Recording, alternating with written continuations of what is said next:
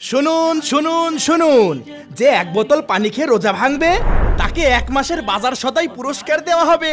জি জি, নাউজুবিল্লাহ, যে কাজ করবে সে তো সরাসরি জাহান্নামে যাবে। শুনুন শুনুন শুনুন শুনুন, ভাই ভাই ভাই, বোতলটা আমার কাছে দেন। আরে, আমি পানি খেয়ে এক্ষুনি রোজা ভেঙে দিয়েছি। হ্যাঁ, এই ছেলে কি পাগল হয়ে গেছে নাকি? দেন দেন দেন। আরে দাঁড়াও, তুমি সত্যি পানি খেয়ে রোজা ভাঙবা? হ ভাই, তাহলে আমার এক মাসের বাজার সাথে দেবেন।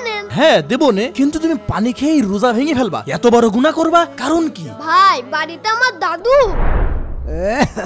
দাদু, আজকেও কি ইফতারি কিনতে যাবা না? দাদুরে শরীরটা ভালো নেই, আর কাজ কাম করে খেতে পারছি না, বাড়িতে এক মুঠো চালও নেই, আমি কি করবো বুঝতে পারছি না। ঠিক আছে, দাঁড়াও। দাদু তুমি কি করছো?